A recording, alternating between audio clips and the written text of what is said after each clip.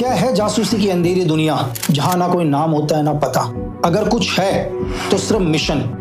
कौन है ये लोग जो अदृश्य परछाई की तरह आते हैं, ऑपरेशन को अंजाम देते हैं, फिर गायब हो जाते हैं। RNW, CIA, मोसाद महज एक नाम नहीं है, ये वो गुप्त शक्तियां हैं जो किसी भी देश का इतिहास बदल सकता है।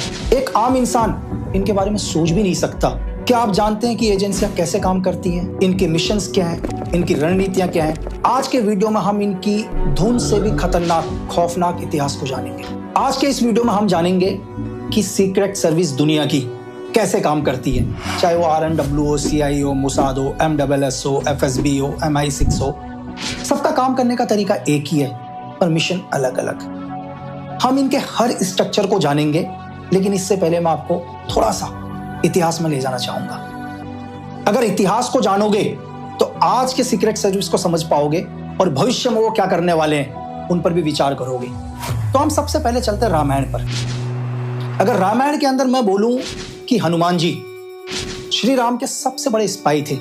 जब भगवान राम माता सीता को खोजने गए थे तो उन्होंने हनुमान जी को लंका भेजा और हनुमान जी लंका के अंदर गए और पूरे लंका को एनालाइज किया कि रावण की सेना में कौन पावरफुल लीडर है, कौन उनके बड़े योद्धा हैं, रावण की कमजोरी क्या है। तो हम ये बोलो कि उस टाइम के हनुमान जी राम जी के सबसे बड़े स्पाई थे। थोड़ा सा आगे चलते हैं, सेम महाभारत में भी। महाभारत जैसे आप सबको पता है, कौरव और पांडव। जब कौरव और पांडवों के बीच में युद्ध होने वाला था तो कौरवों ने एक चाल चली पांडवों को लक्ष्य ग्रह में मरवाने की। कौरवों के सलाहकार विदुर, जैसे आज के टाइम के NSA चीफ समझ लो आप, डोभाल साहब। तो विदुर के स्पाई उनको बताते हैं कि पांडवों को लक्ष्य ग्रह में मरवाने वाले हैं। और ये बात विदुर किसको बताते हैं? भीष्म पितामह को। सपोज करो आज के टाइम के चीफ ऑफ आर्मी स्टाफ। तो जैसे भीष्म पितामह को ये बात पता चलती है तो भीष्म पितामह भी क्या करते हैं, इनडायरेक्ट तरीके से अपने स्पाई भेजते हैं किसके पास? पांडवों के पास। और पांडवों को बोलते हैं कि तुम्हें लक्ष्य ग्रह में मरवाने वाले हैं कौन? कौरव। अगर हम आज CIA, मोसाद, RNW, ISI की बात करें तो मैं आपको ये बोलूंगा कि कम से कम लगभग 2347 साल पहले हिंदुस्तान की इसी धरती में एक आदमी ने एक ऐसी सीक्रेट सर्विस बनाई जिसने ना कभी कोई तलवार उठाया ना धनुष, बस एक राजा को हटा के दूसरा राजा बदल दिया। आप सही समझे, मैं बात कर रहा हूं आचार्य चाणक्य की। चाणक्य ने क्या किया? नंद वंश को खत्म करके चंद्रगुप्त मौर्य को क्या कर दिया? साम्राज्य में बैठा दिया। सेम चाणक्य का काम करने का तरीका क्या था? अपने स्पाई दुश्मन राजा के सेना में भेजते थे, वहां की हर इंफॉर्मेशन चाणक्य के पास आती थी। और सेम चाणक्य को पहले ही पता चलता था कि उनका दुश्मन या जो भी विद्रोही राजा है वो क्या करने वाला है। वो उसके लिए पहले से क्या करते थे? एक काउंटर प्लान तैयार करके रखते। हम इतिहास के और थोड़ा सा नजदीक आते हैं। सन 1569 के अंदर यहाँ पर ब्रिटेन की धरती में पहला सीक्रेट सर्विस बनता है जिसका नाम था एलिजाबेथ सीक्रेट सर्विस। उन्होंने अपनी रानी एलिजाबेथ की सेफ्टी के लिए इस सीक्रेट सर्विस को बनाया। इनका सिर्फ एक ही काम था, अपनी रानी की हिफाजत करना। तो ब्रिटेन की सीक्रेट सर्विस के जो भी स्पाई थे वो दुनिया के अलग अलग देशों में गए और वो सिर्फ ये इंफॉर्मेशन ब्रिटेन को देते थे कि एलिजाबेथ को किस देश से खतरा है या उनकी महारानी के बारे में कौन गलत सोचता है। और थोड़ा नजदीक आते हैं, 1609 अंग्रेज हिंदुस्तान की धरती में आते हैं और व्यापार के साथ साथ अंग्रेजों का एक ही मकसद था, हिंदुस्तान को गुलाम करना। लेकिन ये इतनी जल्दी संभव नहीं था। तो अंग्रेजों ने क्या कर दिया? धीरे धीरे धीरे पूरे हिंदुस्तान को एक व्यापार के तौर पर कवर करना शुरू किया। एक राजा को दूसरे राजा से लड़ाना शुरू किया। यह अंग्रेजों के हिसाब से हर प्लानिंग सही चल रही थी। और धीरे धीरे क्या हुआ? टाइम आता है 1835 और यहाँ पर क्या होता है कि ईस्ट इंडिया कंपनी यानी कि ब्रिटिश के अंग्रेज धीरे धीरे गायब होना शुरू हो गए। अंग्रेजों का पता ही नहीं चल पा रहा था कि कौन अंग्रेज कहाँ गायब हो रहे हैं, ना उनकी डेड बॉडी मिल रही थी ना कुछ।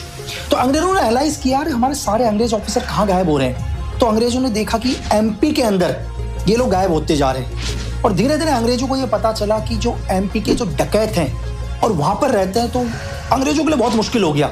अब अंग्रेजों को लगा यार कि नहीं, हमें किसी भी कीमत में इन डकैतों को खत्म करना पड़ेगा।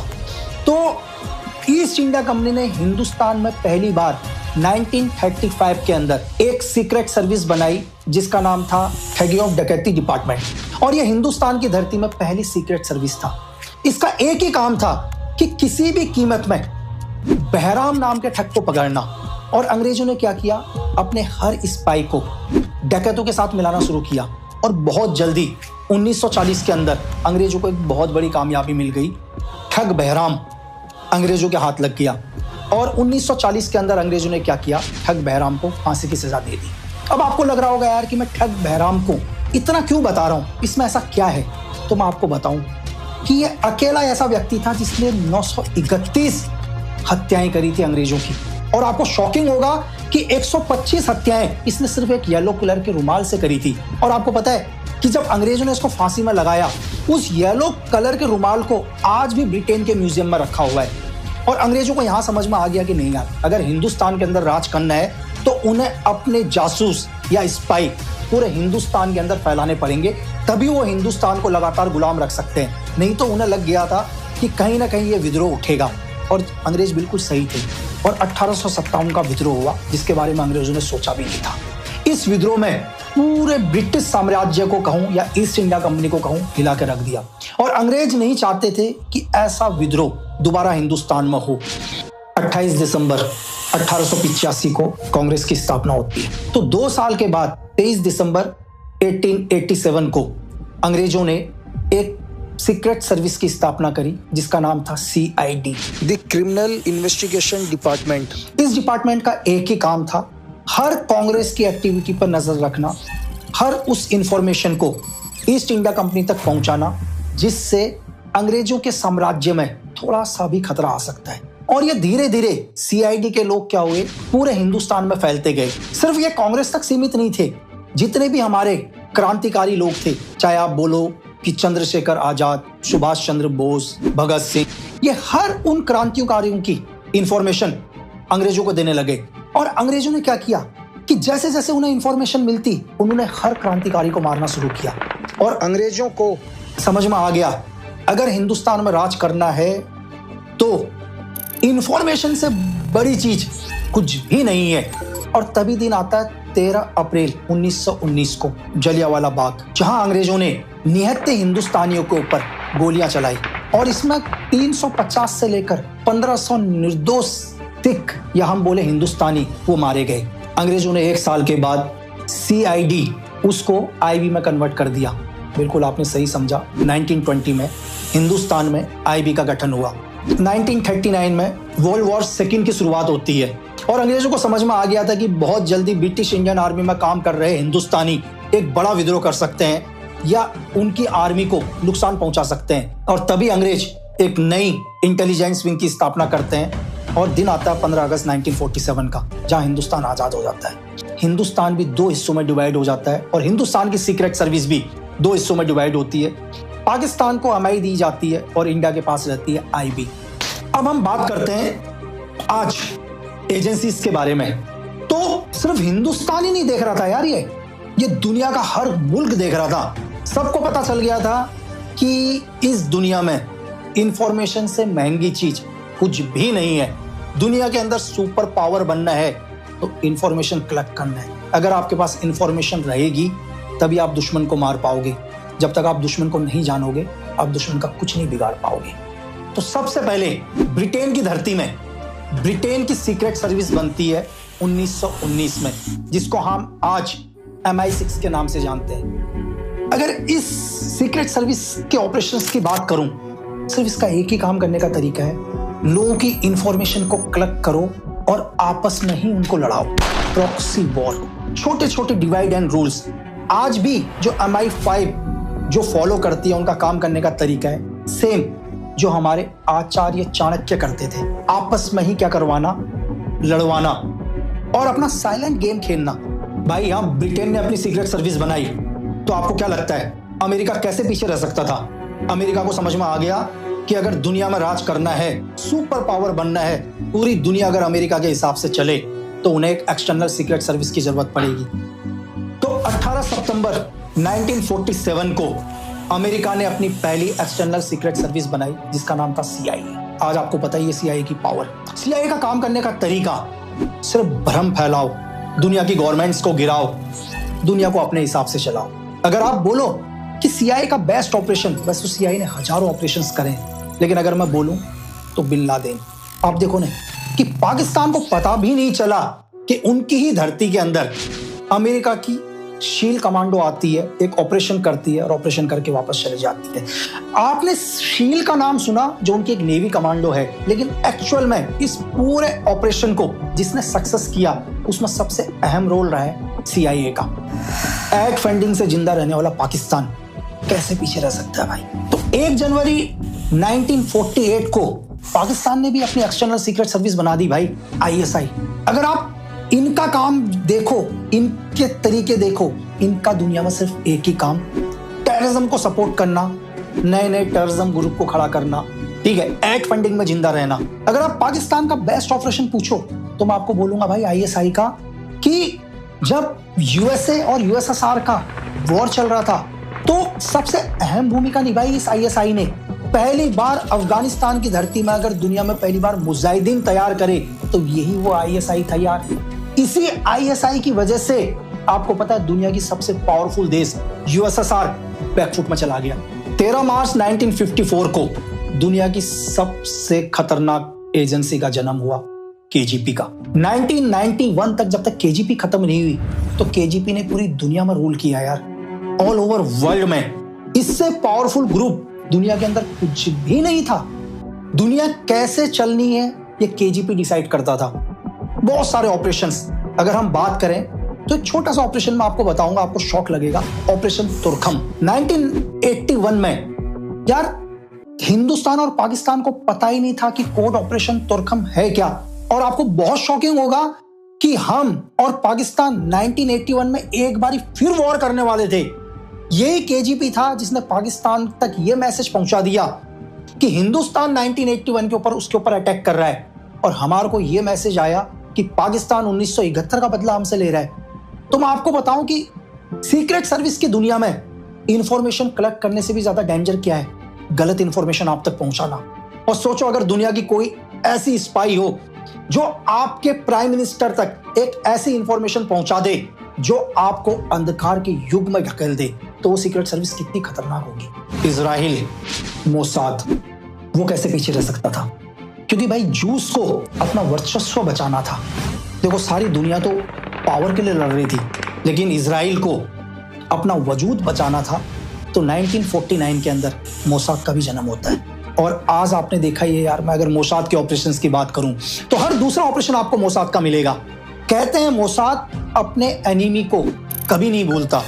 जब कुछ एक मिलिटेंट ने उनके खिलाड़ियों के ऊपर अटैक किया और उनके 12 खिलाड़ियों को मौत के घाट उतार दिया, तो 30 साल तक इसी मोसाद ने ऑपरेशन किया और दुनिया के हर कोने में जाकर अपने एनिमी को खत्म किया। और आज भी मोसाद के ऑपरेशंस चल रहे हैं। अगर आप देखो आज गाजा के अंदर, सीरिया के अंदर, हर जगह मोसाद एक्टिव है। अब हम आते हैं हिंदुस्तान के ऊपर। 1947 के बाद यार जब पूरी दुनिया अपनी सीक्रेट सर्विस बना रही थी और इंडिया को भी समझ में आ गया था कि हमारे को भी एक एक्सटर्नल सीक्रेट सर्विस की जरूरत पड़ेगी, आई भी तो हमारे पास थी और वही एक्सटर्नल का भी काम कर रही थी। 1962 में चाइना के साथ हमारा एक वॉर होता है और फिर उसके 3 साल के बाद 1965 पाकिस्तान के साथ। अब इंडिया को समझ में आ गया था नहीं, अगर भारी ताकतों से बचना है तो हमारे को भी एक एक्सटर्नल सीक्रेट सर्विस की जरूरत पड़ेगी। 21 सितंबर 1968 को RNW की स्थापना होती है, रिसर्च एंड एनालाइज विंग।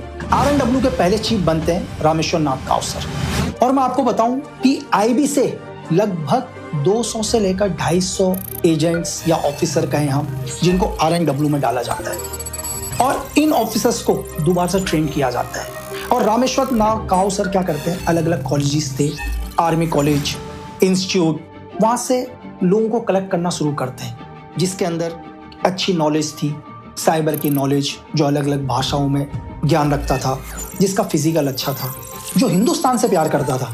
ऐसे आदमी को पूरे देश भर से चुना जाता है और इनको एक स्पेशल ट्रेनिंग दी जाती है। और इनको ट्रेनिंग देने के बाद हमारे लगभग 200 से लेकर 250 एजेंटों को हिंदुस्तान से बाहर भेजा जाता है अलग अलग देशों में। इन सब का सिर्फ एक ही काम था कि हर उस इंफॉर्मेशन को हिंदुस्तान तक पहुंचाना जिससे हिंदुस्तान की आजादी को खतरा हो, यहाँ की आर्थिक स्थिति को खतरा हो, यहाँ के लोगों को खतरा हो, या हिंदुस्तान की धरती को खतरा हो। हर वो इंफॉर्मेशन छोटी से छोटी, बड़ी से बड़ी, हिंदुस्तान के ऊपर पाकिस्तान अटैक करता है 1971 में। और आपको मैं बताऊं कि तब तक हमारी RNW इतनी स्ट्रांग हो चुकी थी कि महज 13 दिन के अंदर पाकिस्तान के घुटनों पर बैठा दिया। और आपको मैं ये बताऊं, वो RNW की ही इंफॉर्मेशन थी कि 93,000 पाकिस्तानी सोल्जरों ने अपने हथियार डाल दिए। ये हमारी सीक्रेट सर्विस थी। RNW के हर एजेंट दुनिया के अलग अलग कोनों में जा चुके थे, अलग अलग आईडीज में अलग अलग तरीके से रह रहे थे, और उन सबका एक ही काम था, हिंदुस्तान की हिफाजत। ऑपरेशन फिजी के अंदर RNW ने 12 साल के अंदर फिजी के प्राइम मिनिस्टर चेंज कर दिए यार। आप एक सोचो कि एक एजेंसी ने जहां पर रबुका की गवर्नमेंट को गिराकर महेंद्र चौधरी को बैठा दिया। ऐसे बहुत सारे ऑपरेशंस RNW ने किए, और RNW दुनिया में इतना पावरफुल बनता गया कि CIA, MI5, Mossad, MSS, China, सभी की नजरें हिंदुस्तान के ऊपर थी यार। और कोई भी देश नहीं चाहता था कि हिंदुस्तान एक न्यूक्लियर देश बने, और सबको पता था कि हिंदुस्तान न्यूक्लियर परीक्षण करेगा। इनके हर एजेंट की नजर हिंदुस्तान के ऊपर थी, लेकिन हिंदुस्तान के RNW के एजेंटों ने इतना सीक्रेट तरीके से काम किया कि 1974 के अंदर स्माइलिंग बुद्धा हमारा पहला परमाणु परीक्षण हुआ, और हिंदुस्तान पूरी दुनिया में एक न्यूक्लियर पावरफुल बन के उभरा। इससे आप हिंदुस्तान के RNW के या रिसर्च एंड एनालाइज विंग की काबिलियत को जान सकते हैं, जिसने पूरी दुनिया को भनक नहीं लगने दी और हम सुपर पावर बने। पड़ोसी देश चाइना 1983 के अंदर उसने भी अपनी सीक्रेट सर्विस बनाई, MSS। और आज तक चाइना के यार सीक्रेट सर्विस के बारे में नहीं सुना होगा, उनके एजेंटों के बारे में नहीं सुना होगा। इसका यह मतलब नहीं यार कि चाइना ऑपरेशन नहीं करता। चाइना पावरफुल देश है, उसकी भी एजेंसी पावरफुल है। तो चाइना के अगर मैं ऑपरेशंस के बारे में बताऊं यार, अमेरिका को पता भी नहीं था, और चाइना की MSS ने एक साइबर वॉर किया, अमेरिका की इकोनॉमी को हिला के रख दिया। और आप कहोगे यार कि मैं हर एजेंसी की तारीफ कर रहा हूं, चाहे मैं RNW की तारीफ कर रहा हूं, मोसाद की तारीफ कर रहा हूं, CIA की तारीफ कर रहा हूं, MI6 की तारीफ कर रहा हूं, तो मैं आपको ये बताऊं यार, हर एजेंसी अपने आप में पावरफुल है। हर एजेंसी का काम करने का तरीका है। हर एजेंसी चाहती है कि उसका देश एक सुपर पावर देश बने। हर एजेंसी चाहती है कि दुनिया में सिर्फ उनके रूल्स हों।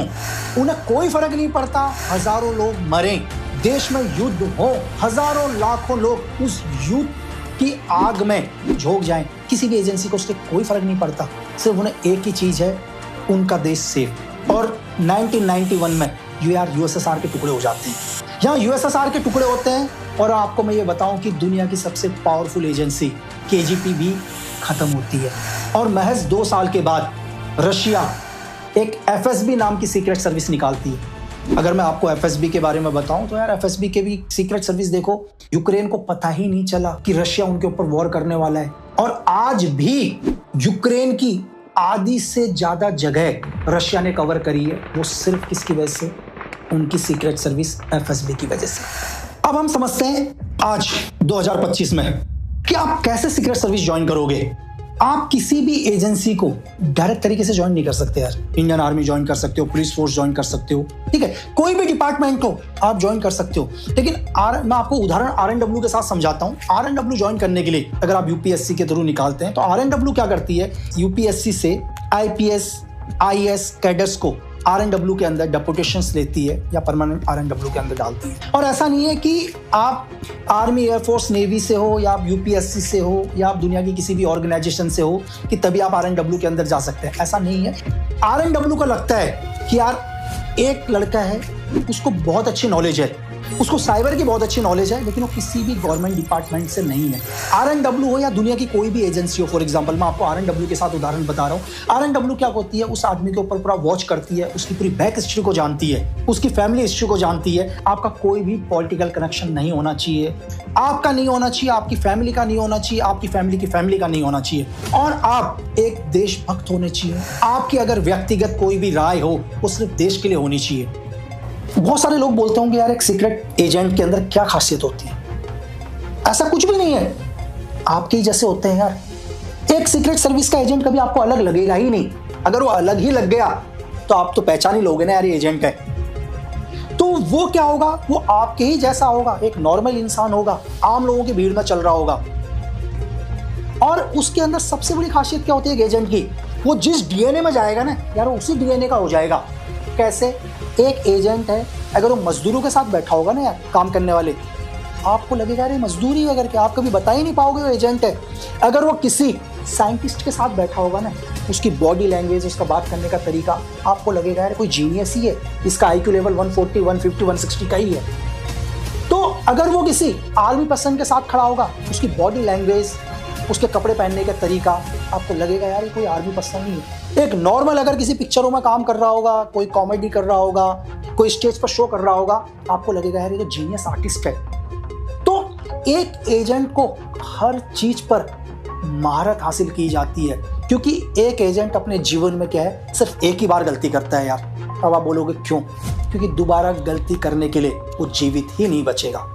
सीक्रेट सर्विस का काम करने का तरीका, उनके स्ट्रक्चर्स, हर आदमी को कंफ्यूज होता है कि भाई ये सीक्रेट सर्विस की दुनिया है क्या, कौन लोग हैं, कैसे काम करते हैं, किसको रिपोर्ट देते हैं। अगर आपने पुलिस फोर्स भी देखी हो, एक कांस्टेबल हेड कांस्टेबल को रिपोर्ट देता है, हेड कांस्टेबल ASI को, ASI SI को, SI इंस्पेक्टर को, इंस्पेक्टर DSP को, DSP SP को, SP DIG, IG then DG को। सेम सबका प्रोसीजर है, हर डिपार्टमेंट का प्रोसीजर है। लेकिन दुनिया की secret service CIA, ISI, Mossad, RNW किसको रिपोर्ट देते हैं, कैसे होते हैं उनके एजेंट, ये काम कैसे करते हैं। तो मैं आपको उनके स्ट्रक्चर को समझाने की कोशिश करूंगा।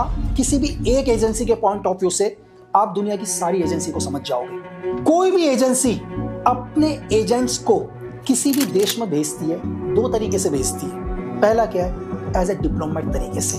अब डिप्लोमेट तरीका मैं आपको बताता हूं कैसे, कि हर देश के दूसरे देशों के अंदर अपनी एम्बेसी होती है, जहां बहुत सारे लोग काम करते हैं, क्लर्क से लेकर, कुक से लेकर, सफाई कर्मचारी से लेकर ऑफिसर्स। तो कोई भी देश क्या होता है, एक डिप्लोमेट तरीके से। फॉर एग्जांपल CIA हिंदुस्तान की धरती में अपने 10 एजेंट भेजती है, 10 में से 3 को क्या बना देगी, एम्बेसी के अंदर उनके ड्राइवर होंगे, क्लर्क होंगे, कोई खाना बनाने वाला होगा, कोई कंप्यूटर ऑपरेटर पर होंगे, लेकिन उनकी असली आइडेंटिटी क्या होगी, वो एक एजेंट है, लेकिन डिप्लोमेट पासपोर्ट पर क्या आएंगे या डिप्लोमेट तरीके से क्या आएंगे, एम्बेसी में काम करने के लिए। उनका एक ही काम होगा, हिंदुस्तान के अंदर इंडिया के ऊपर नजर रखना। सब देशों का सेम प्रोसीजर है। अब आप बोलोगे कि ये तो समझ गए कि जाने का तरीका। दूसरा तरीका क्या होता है, एक इलीगल तरीके से जाते हैं। सपोज करो पाकिस्तान को अफगानिस्तान में ऑपरेशन करना है, या अमेरिका को पाकिस्तान के अंदर ऑपरेशन करना है, ये तरीका होता है इलीगल तरीका। ठीक है, ये क्या होता है कि अगर सपोज करो कि मुझे पाकिस्तान के अंदर एंटर करना है जम्मू के एक बॉर्डर से, तो मैं क्या करूंगा कि पाकिस्तान का पूरा ध्यान क्या करूंगा, पंजाब बॉर्डर पर लगा दूंगा। मेरी बात समझे, पंजाब बॉर्डर में कुछ ना कुछ हरकत होगी तो पूरा पाकिस्तान कहां एक्टिव हो जाएगा, पंजाब बॉर्डर पर। लेकिन मेरा असली मकसद क्या होगा, JNK से एंटर करना। मेरा ध्यान पूरा डाइवर्ट मैं यहां करूंगा, लेकिन मकसद कहीं और से होगा। ये होता है इलीगल तरीका। एजेंट्स इलीगल तरीके से भी किसी देश के अंदर एंटर करते हैं, ऑपरेशंस करते हैं। आपने बहुत सारे इंसिडेंट सुने होंगे, हमारे देश के अंदर भी ISI के कितने एजेंट आते हैं, आप हर रोज देखते हो कि जम्मू कश्मीर बॉर्डर में मारे जाते हैं। ठीक है, सेम उनका इन्फिल्ट्रेशन का तरीका होता है मेरे भाई। तो ये हर देश के अलग अलग तरीके होते हैं, 2 तरीके, दोनों में से कौन सा देश किस तरीकों को यूज करता है और क्यों करता है। कि किसी भी एजेंसी के कोड्स क्या होते हैं, क्योंकि दुनिया की कोई भी एजेंसी चलती है वो कोड पर चलती है भाई। हर एजेंसी के कोड होते हैं, नाम किसी के नहीं होते। मैं आपको एक पहला कोड समझाने की कोशिश करता हूं, स्पैरो। अगर किसी देश का ये कोड है स्पैरो, फॉर एग्जांपल CIA का एक एजेंट पाकिस्तान गया और वो क्या करता है, ये ऑफिसर है, ये मेन हैंडलर है। हैंडलर क्या है मैं आपको बाद में समझाऊंगा, हैंडलर के ऊपर हम डिटेल से मैं आपको बताऊंगा। और वो अपना एक एजेंट बनाता है जिसका नाम रखता है कोड स्पैरो। स्पैरो क्या होगा, पाकिस्तान का कोई नागरिक होगा यार, वहीं का कोई मूल निवासी होगा, उसका सिर्फ एक ही काम है अपने हैंडलर तक पाकिस्तान की इंफॉर्मेशन पहुंचाना। कोई जर्नलिस्ट भी हो सकता है, कोई बैंक में काम करने वाला कर्मचारी भी हो सकता है, ठीक है, एक आम नागरिक भी हो सकता है। उसका काम है छोटी छोटी इंफॉर्मेशन को अपने हैंडलर तक पहुंचाना। जो ये स्पैरो कोड होता है, ये डायरेक्ट क्या होता है, एजेंसी से नहीं जुड़ा होता। सपोज पाकिस्तान का नागरिक है तो वो CIA से डायरेक्ट कनेक्ट नहीं होगा, उसका सिर्फ एक ही काम है, जो उसका हैंडलर है उस हैंडलर को इंफॉर्मेशन देना। ये सिर्फ इंफॉर्मेशन देगा, इसके अलावा कुछ भी नहीं। इंफॉर्मेशन के साथ ये हो सकता है कुछ एक डॉक्यूमेंट्स वगैरह भी पकड़ाए। इस कोड को हम बोलते हैं स्पैरो। सेकंड कोड के ऊपर हम आते हैं एसेट। आपने बहुत बारी सुना होगा यार पिक्चरों में, एसेट, वो मेरा एसेट है, ये मेरा एसेट है। ठीक है, ये कोड क्या होता है, जैसे मैंने आपको बता दिया, सेम पाकिस्तान के अंदर CIA का एक हैंडलर है जो एम्बेसी में रहता है। वो क्या करता है, कैसे भी करके पाकिस्तान आर्मी के एक जवान तक पहुंच जाता है या एक ऑफिसर तक पहुंच जाता है, उसको अपना एजेंट बना लेता है। एग्जाम्पल, इस आदमी को बोलते हैं एसेट। ये बहुत इंपॉर्टेंट आदमी होता है। ये जो कोड एसेट उसको दिया जाता है जो एक सही जगह पर हो, या वो किसी आर्मी के अंदर होगा या किसी पॉलिटिकल विंग को कनेक्शन होगा। फॉर एग्जाम्पल, पाकिस्तान की कोई पॉलिटिकल पार्टी है, वहाँ के प्राइम मिनिस्टर हैं या उनकी पार्टी का कोई आदमी है, तो एक इंपॉर्टेंट पर्सन जो उस विभाग की सटीक इंफॉर्मेशन दे सकता है। अगर सपोज करो कि पाकिस्तान आर्मी की इंफॉर्मेशन, तो यार पाकिस्तान आर्मी का कोई जवान, कोई ऑफिसर, वही लोग दे सकते हैं। तो एसेट जो कोड होता है बहुत इंपॉर्टेंट होता है। इसकी इंफॉर्मेशन को बहुत वैल्यू दिया जाता है। इसका भी काम क्या होता है? इंफॉर्मेशन अपने हैंडलर तक पहुंचाना। लेकिन इसकी इंफॉर्मेशन के ऊपर हम ज्यादा भरोसा करते हैं क्योंकि एक अच्छे पद पर होते हैं, एक अच्छी ऑर्गेनाइजेशन के अंदर होते हैं, एक अच्छे ओहदे पर होते हैं, इनके पास बहुत ऊपर लेवल की इंफॉर्मेशन होती है, तो इन्हें एसेट बोला जाता है। तीसरे कोड के ऊपर हम आते हैं स्लीपर सेल। आपने बहुत सारी पिक्चरों के अंदर देखा होगा यार, स्लीपर सेल, ठीक है। इंडिया के अंदर भी बहुत पिक्चरें बनी है आजकल, सब बोलते थे स्लीपर सेल। मैं आपको इस कोड को समझाने की कोशिश करता हूँ। स्लीपर सेल क्या होता है? होता क्या है कि सपोज करो पाकिस्तान का कोई आदमी, मतलब पाकिस्तान का हैंडलर सिंह इंडिया में पाकिस्तान एम्बेसी में रह रहा है। ये लोग क्या करते हैं कि बहुत सारे आदमी को टारगेट करते हैं, जैसे JNK के जो भोले भाले लड़के हैं उनको आज़ादी के नाम पर भड़काना, या पाकिस्तान की धरती में कुछ बेरोजगार लोग हैं उनको पैसों का लालच देना किसी भी तरीके से, और उन लोगों को क्या करते हैं? मिलिट्री ट्रेनिंग देते हैं। तो ध्यान रखना, जो भी स्लीपर सेल होगा वो डायरेक्ट या इनडायरेक्ट तरीके से मिलिट्री ट्रेंड होगा। तो उन लोगों को इकट्ठा करके उनको क्या करते हैं? ट्रेंड करते हैं। इनको सिर्फ एक ही ट्रेनिंग होती है, इनको इन्फॉर्मेशन की ट्रेनिंग नहीं होती। इनका काम होता है मारना, मरना, धमाके करना, आतंकवाद फैलाना। फॉर एग्जाम्पल कि पाकिस्तान की धरती में 10 लड़के ट्रेंड करें, चाहे वो हमारे जम्मू कश्मीर से लिए हुए लड़के हों या पाकिस्तान की धरती के लड़के हों, और ये लोग इंडिया आते हैं इलीगल तरीके से। जो मैंने आपको तरीका सेकंड बताया, फर्स्ट तरीके से नहीं आएंगे, डिप्लोमेट तरीके से नहीं आएंगे। ये बॉर्डर क्रॉस करके हिंदुस्तान की धरती में आते हैं, और पाकिस्तान क्या करता है? इन लोगों को कुछ पैसा देकर बिजनेस खुलवा देता है। किसी ने मोबाइल की दुकान खोली हो, किसी ने कपड़े की दुकान खोली हो, ये नॉर्मल तरीके से अपना काम कर रहे हैं। हो सकता है कि पाकिस्तान का जो हैंडलर होगा या पाकिस्तान आर्मी होगी, इनसे 2 साल तक 3 साल तक कोई काम नहीं लेगी। ये नॉर्मल तरीके से जीवन बिता रहे होंगे, नॉर्मल तरीके से आपके साथ होंगे, आपको कभी नहीं पता चलेगा कि एक स्लीपर सेल है। लेकिन ऐसा नहीं है कि इसके ऊपर कोई नजर नहीं रख रहा होगा। पाकिस्तान का कोई ना कोई हैंडलर कंटिन्यू इनके ऊपर नजर रख रहा होगा, चाहे इनको खुद नहीं पता होगा। और बीच बीच में क्या होता है, जब पाकिस्तान को लगता है कि यार नहीं, आज बहुत टाइम हो गया, मैंने अपने स्लीपर सेल से काम नहीं लिया, इनको एक बार दोबारा अपग्रेड करते हैं। अपग्रेड कैसे? जैसे आप अपने मोबाइल को अपग्रेड करते हो, नए सॉफ्टवेयर डालते हो, तो पाकिस्तान को भी पता है, ISI को भी पता है कि इंडियन आर्मी के पास नई टेक्नोलॉजी आ चुकी है, वो ऑपरेशंस नई तरीके से करते हैं। तो इन स्लीपर सेल को दोबारा पाकिस्तान की धरती में ले जाकर या किसी भी ऐसी जगह पर ले जाकर जहां पर इनको ट्रेंड किया जा सके, फिर इनको दोबारा न्यू ट्रेनिंग दी जाती है और दोबारा अपग्रेड किया जाता है। और जब भी इन स्लीपर सेल से काम निकलवाना हो, इन्हें एक्टिवेट किया जाता है। इनका एक ही काम होता है, लोगों को मारना, आतंक फैलाना, नुकसान पहुंचाना, किसी भी तरीके से उस देश को डिस्टर्ब करना। स्लीपर सेल, ये वो कोड होते हैं। हम चौथे नंबर कोड के ऊपर आते हैं, जिसका नाम है कट ऑफ। दुनिया की कोई भी एजेंसी ये कोड किसको देती है? फिर दोबारा आता हूं उदाहरण के साथ। पाकिस्तान के अंदर CIA का एक हैंडलर है जो पाकिस्तान एम्बेसी में रह रहा है। उसे क्या है, अपने एसर तक एक मैसेज पहुंचाना है या अपने स्पैरो तक एक मैसेज पहुंचाना है। तो क्या है कि ऐसा नहीं है कि CIA एक्टिव है तो पाकिस्तान के अंदर क्या है, एक्टिव ISI भी है, MI5 भी है, RNW भी है, तो भी कंटिन्यू नजर रखती है किसके ऊपर? हर एजेंसी के ऊपर। यहाँ पर क्या होता है, जो कोड कट ऑफ होता है, इसका काम क्या होता है? एक इंफॉर्मेशन को दूसरे तक पहुंचाना। ये हैंडलर की इंफॉर्मेशन को क्या करेगा? एसर तक पहुंचाएगा। ये उसी देश के नॉर्मल नागरिक होते हैं जो आम होते हैं, इनका कोई एजेंसी से डायरेक्ट कनेक्शन नहीं होता, ये किसी भी एजेंसी से कोई कनेक्शन नहीं होता, ये डायरेक्ट एजेंसी से नहीं जुड़े होते, ये कुछ पैसों के लिए काम करते हैं, या कुछ हो सकता है कि बदले की भावना से। सपोज करो कि कोई पाकिस्तान का नागरिक है जो पाकिस्तान की आर्मी से प्यार नहीं करता, तो पूरी पाकिस्तानी लोग पाकिस्तान की आर्मी से प्यार नहीं करते, आपको पता ही है। तो बहुत सारे लोग हैं जो पाकिस्तानी आर्मी को नुकसान पहुंचाना चाहते हैं। तो इन्हीं में से कुछ लोग हैं जो क्या करते हैं, अपने बदले के लिए भी काम करते हैं। बस इनका एक ही काम है, एक इंफॉर्मेशन को दूसरी तक पहुंचाना। इससे क्या होता है, हमेशा डिस्टेंस बना रहता है किसके बीच में? हैंडलर के बीच में और उनके एजेंटों के बीच में, चाहे वो स्पैरो हो चाहे एसेट। इसको बोलते हैं कट ऑफ। इसका बहुत इंपॉर्टेंट कोड होता है। हम कोड नंबर 5 में आते हैं, इल्यूजनिस्ट। यार ये कोड बहुत इंपॉर्टेंट है किसी भी एजेंसी के लिए। ये कोड जिस भी एजेंट को दिया जाता है वो एक बहरूपिया होता है यार।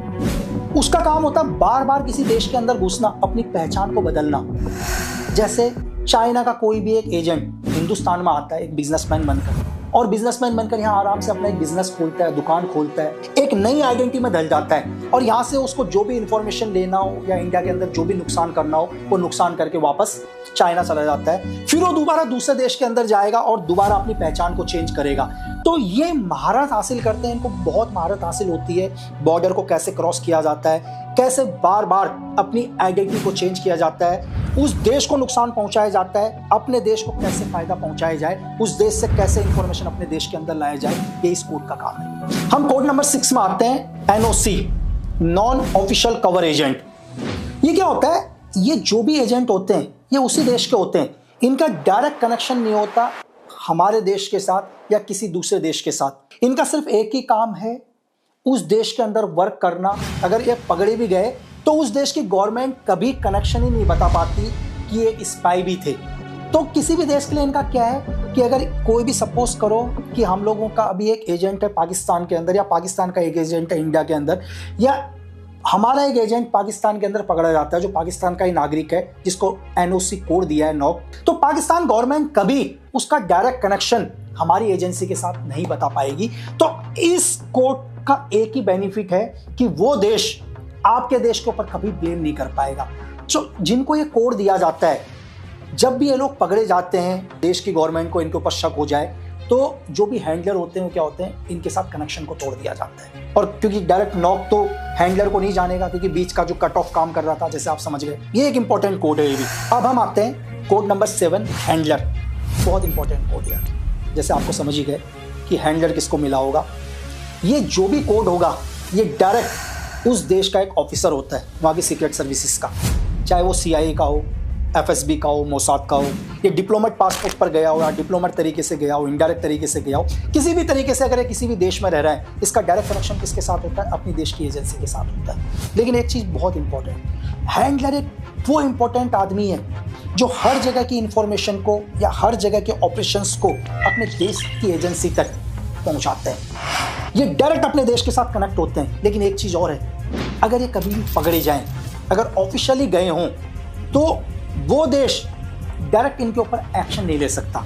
अगर सपोज करो डिप्लोमेट पासपोर्ट पर चाइना का एक ऑफिसर MSS का उस टाइम पाकिस्तान के अंदर रह रहा हो और पाकिस्तान आर्मी को या पाकिस्तान ISI को पता चल जाता है यार कि ये जो एम्बेसी के अंदर रह रहा है किसी भी तरीके से, ये इनका कंप्यूटर ऑपरेटर नहीं है भाई, ये MSS का एक एजेंट है, तो पाकिस्तान गवर्नमेंट इसको अरेस्ट नहीं कर सकती भाई। पाकिस्तान गवर्नमेंट क्या करेगी?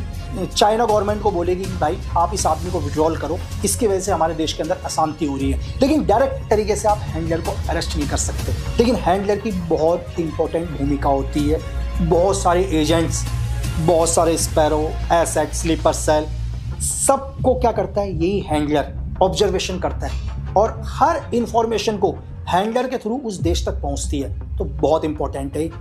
अभी आपने जितने भी कोड सुने, उन कोडों को हम सब साइड करते हैं। अब हम आते हैं फील्ड एजेंट के अंदर। फील्ड एजेंट वो है जो किसी भी देश के अंदर जाके वहाँ की हिस्ट्री बदल सकता है। एक फील्ड एजेंट के भाई 3 ही टारगेट होते हैं, एक बहुत बड़ा लीडर, एक बहुत बड़ा ऑर्गेनाइजेशन, एक बहुत बड़ा देश।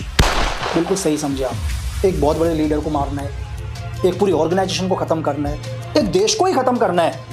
एक फील्ड एजेंट दुनिया की हर ट्रेनिंग लिया हुआ, हर हथियारों में महारत हासिल, कोविड ऑपरेशन के अंदर महारत हासिल, कैसे आर्मी ऑपरेशंस करती है, कैसे गोरिल्ला वॉर किए जाते हैं, कैसे काउंटर ऑपरेशंस किए जाते हैं, इनको सब की ट्रेनिंग दी जाती है। और जो भी ये फील्ड एजेंट होते हैं ये 100% मिलिट्री से ट्रेंड होते हैं। मिलिट्री की अपर ट्रेनिंग यार, स्पेशल ट्रेनिंग, स्पेशल फोर्स की ट्रेनिंग, कमांडो ट्रेनिंग, मतलब आपको जितना भी, अगर आपने बॉन्ड की पिक्चरें देखी हैं, सब में इनको महारत हासिल होती है। लेकिन इनके लिए सबसे बड़ी दिक्कत पता है, जब भी ये किसी देश के अंदर ऑपरेशंस करते हैं, अगर एक फील्ड एजेंट पकड़ा जाता है तो 100% वो देश उसे डेथ पेनल्टी देगा।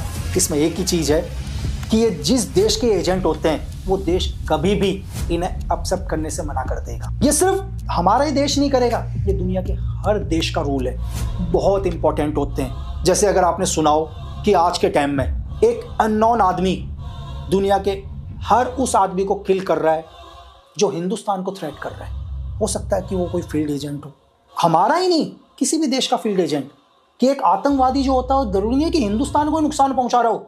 एक आतंकवादी ने अमेरिका को भी नुकसान पहुंचाया, उनकी वर्ल्ड ट्रेड सेंटर गिरा दी भाई। एक आतंकवादी ने इजराइल को भी नुकसान पहुंचाया, उनके बहुत सारे लोगों को मारा, कभी उनके प्लेन हाईजैक किया, कभी उनके प्लेयर्स के ऊपर अटैक किया, कभी उनकी आर्मी के ऊपर अटैक किया। एक आतंकवादी का कोई धर्म नहीं होता। तो एक फील्ड एजेंट का काम है हर उस आदमी को खत्म करना दुनिया के उस कोने पर जाकर जो मानवता के लिए हानिकारक है। अब हम आते हैं एक ऐसे कोट के ऊपर जो आज तक शायद ही किसी ने सुना हो। बहुत कम लोग होंगे दुनिया में, मैं बोलता हूं सिर्फ 1% लोग होंगे जिन्होंने इस कोड का नाम सुना हो, और इस कोड का नाम है घोस्ट। घोस्ट जिसको भी कोड मिल गया तो समझ लो कि वो किलर मशीन है। 007 आपने बॉन्ड सुना है ना, बॉन्ड से भी ऊपर। बॉन्ड को तो आप जानते हो, घोस्ट को तो आप दुनिया में कभी जान ही नहीं पाओगे कि घोस्ट कोड किसको मिला।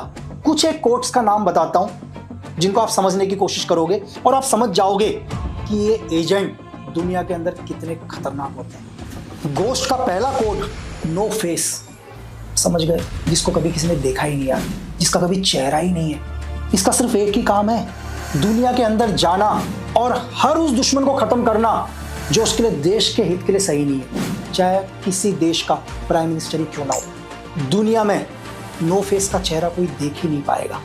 घोस्ट का सेकंड कोड शैडो, परछाई, अंधेरे के अंदर जाके और सुबह अर्ली मॉर्निंग से पहले अपने दुश्मनों को खत्म करना। इसको महारत हासिल होती है अंधेरे में काम करने की। इसका एक और काम है शैडो का, 2 टास्क, या तो बहुत बड़े आदमी को सेव करना या बहुत बड़े आदमी को किलिंग करना। बहुत बड़े आदमी को सेव कैसे करना, आप कोशिश करना अगर शैडो आपकी हिफाजत कर रहा है तो जीवन में आपसे जितना दूर रहेगा आप उतने सेफ हो। तो ये समझ लो कि शैडो आपसे दूर है तो आपका एनिमी आपसे दूर है। शैडो जैसे जैसे नजदीक आएगा तो इसका मतलब आपका एनिमी आपके नजदीक पहुंच रहा है। तो तब तक आप जीवन में सेफ हो जब तक आपका शैडो आपसे दूर है। घोस्ट का कोड 3 ब्लैक आइस, काली बर्फ। बिल्कुल सही समझे आप, दुश्मन को खत्म करना, एविडेंस भी नहीं छोड़ना। ब्लैक आइस क्यों पता है, बर्फ का चाकू, अगर किसी को मार दोगे तो निशान तो आपने अभी खत्म हो जाएगा ना यार। तो इसका एक ही काम है, जब भी ये अपने एनिमी को खत्म करता है कभी कोई एविडेंस नहीं छोड़ता। और दूसरी चीज, हमेशा इसके पास एक गवर्नमेंट का बैकअप होता है। ये दुनिया के जिस भी गवर्नमेंट का कोड होगा तो इसके पास बैकअप 100% होता है, क्योंकि इसका जो टारगेट होता है वो बहुत बड़ा होता है यार। विंड मेकर, समझ गए आप, बिल्कुल नाम से समझ में आ रहा होगा आपको। किसी भी ऑपरेशन के बाद कुछ वक्त के लिए गायब हो जाना। बिल्कुल, एक टारगेट खत्म किया, कुछ टाइम तक अंडरग्राउंड हो गए, लेकिन एजेंसी के बहुत कम ही लोग इसको जानते हैं यार। अगर सपोज करो कि सीआईए का कोई कोड विंड मेकर है तो ऐसा नहीं है कि पूरे सीआईए को पता होगा, 1 या 2 आदमी को ही पता होगा इस कोड का कि वो जो बंदा है उसका कोड है विंड मेकर। अपनी ही एजेंसी के बहुत सारे लोग भी इसे नहीं। नेक्स्ट कोड क्लीनर, समझ गए, क्लीनर यार, सफाई करना। कोई भी ऑपरेशंस के बाद इसका काम होता है एविडेंस को खत्म करना। सपोज करो कि नो फेस ने एक ऑपरेशन किया यूएस की धरती में, तो क्लीनर का काम है उस एविडेंस को खत्म करना। अगर कोई भी एविडेंस छूट गया, इसका कोड होता है एविडेंस को खत्म करना और खुद गायब हो जाना और हमेशा गवर्नमेंट के टच पर रहना। घोस्ट का नेक्स्ट कोड साइलेंट ड्रैगन। अगर ये कोड किसी के पास है तो समझो उसका एक ही काम है, बहुत बड़े लेवल के आदमियों का हत्याएं करना, बड़े पॉलिटिकल किलिंग करना, ठीक है। लेकिन जब इतना बड़ा काम कर रहा है ये कोड, तो हो सकता है कुछ एक एविडेंस छूट जाते हैं, और वो एविडेंस क्या हो सकता है, डायरेक्ट आपके देश तक पहुंच जाए, आपकी गवर्नमेंट के ऊपर ब्लेम कर दें। तो जैसे मैंने आपको बताया कि क्लीनर का काम था उन एविडेंस को खत्म करना। और साइलेंट ड्रैगन के बारे में और छोटी सी चीज, आपने सुना है कि इस देश में बहुत बारी अलग अलग बातें उड़ती हैं। कुछ लोग कहते हैं यार कि हमारे देश के जो सबसे बड़े साइंटिस्ट थे होमी भाभा, वो एक प्लेन क्रैश में मारे गए। कुछ लोग बोलते हैं नहीं भाई ब्लास्ट हुआ था, कुछ लोग बोलते हैं फ्यूल टैंक पर ब्लास्ट हुआ था, कुछ लोग बोलते हैं मिसाइल से अटैक हुआ था, कुछ बोलते हैं कि नहीं एक नेचुरल डेथ थी। तो मैं बोलता हूं कि जिसने भी ये किया वो सीआईए का कौन था, साइलेंट ड्रैगन। बड़े बड़े पॉलिटिकल लीडर्स को खत्म करना। आज भी हमारे प्राइम मिनिस्टर लाल बहादुर शास्त्री की डेथ को क्या है, एक मिस्ट्री माना जाता है। सेम ये काम क्या है साइलेंट ड्रैगन का। लेकिन एविडेंस को कौन खत्म करेगा? Code cleaner. Next code night stalker, गोश्त का वो कोड। इसका काम नहीं है किलिंग करना, इसका काम है सिर्फ नजर रखना हाईली टारगेट के ऊपर। ये नॉर्मल चीजों पर नजर नहीं रखेगा यार, ये बहुत हाईली प्रोफाइल टारगेट के ऊपर। फॉर एग्जांपल के लिए पाकिस्तान के अंदर हाईली प्रोफाइल टारगेट कौन है इस time? Maulana Masood Azhar, Hafiz Saeed, ISI chief, prime minister of Pakistan, chief of army staff Pakistan. तो उनके ऊपर अगर जो भी नजर रख रहा होगा कंटिन्यू, तो सेम कोड। डायरेक्ट किसके साथ टच में होता है? अपनी देश की सीक्रेट सर्विस के साथ टच में होता है। और ये जितने भी कोड मैंने आपको गोश्त के बताए, लेकिन 99.9% ये कभी पकड़े नहीं जाते। और इन कोडों के अंदर मैं आपको एक चीज और बताऊं, ये इतने सीक्रेट कोड होते हैं कि जैसे आपको मैंने नो फेस बताया था, नो फेस क्या होगा? हजारों हत्याएं करने के बाद, कई मिशंस करने के बाद आपके देश के अंदर एक आम नागरिक के तौर पर रह रहा होगा। एक आम इंसान तो बहुत दूर की बात है, इस देश के prime minister, home minister, defence minister भी इस कोड को नहीं जानते होंगे यार। आप समझ सकते हैं कि पूरी दुनिया में तबाही मचाने के बाद एक आदमी आप ही के बीच में रह रहा होगा। तो नो फेस हो सकता है, शैडो हो सकता है, साइलेंट ड्रैगन हो सकता है, जिनके बारे में दुनिया कभी नहीं जानती। ये सिर्फ इतिहास के पन्नों में दर्ज हो जाते हैं, और वो इतिहास के पन्ने कभी पढ़े भी नहीं जाते, क्योंकि वो किताब एक सीक्रेट सर्विसेज की किताब होती है। जिसका नाम ही सीक्रेट सर्विसेज की किताब हो तो कभी बाहर ही नहीं निकलती। तो आपको ये लग रहा होगा कि यार मैं आज के वीडियो में ये सब कुछ आपको क्यों बता रहा हूं, क्यों मैंने आपको महाभारत से लेकर आज की सीक्रेट सर्विस नो फेस तक बताया? सिर्फ इसलिए कि आपकी, हमारी, हमारे परिवार की, इस देश की सुरक्षा के लिए एक आदमी एक अनजान कोड के साथ पूरा जीवन बिता देता है, दुश्मन मुल्क में रहता है, सिर्फ इसीलिए क्योंकि आप सेफ्टी से रहो, हमारा देश सही सलामत रहे, हमारा झंडा हमेशा लहराते रहे। वो अपना सर्वोच्च बलिदान तक दे देता है यार, और आप कभी उसके बारे में जान भी नहीं पाते। आप खुद महसूस करो कि जब आप कभी रोड पर जाते हो यार, आप किसी बुजुर्ग की हेल्प करते हो या किसी गरीब आदमी की हेल्प करते हो, आपको कितना सुकून मिलता है। आपको दिल को लगता है यार कि मैंने आज क्या काम किया, किसी की मदद करी, आपको इतना सुकून मिला। तो मैं आपसे ये कहना चाह रहा हूं कि कल आप इस देश के सीक्रेट सर्विस का हिस्सा बनो, इंडियन आर्मी का हिस्सा बनो, आर्मी का हिस्सा बनो, नेवी का, एयरफोर्स का, और आप बॉर्डर में रह के या LOC पार करके 147 करोड़ लोगों की हिफाजत कर रहे होंगे। आपको कितना सुकून मिलेगा ये महसूस करना। सिर्फ एक ही चीज याद रखना, देश प्रेम से बड़ा कोई धर्म नहीं होता, इस झंडे से ऊपर कुछ भी नहीं होता, ना मैं ना आप।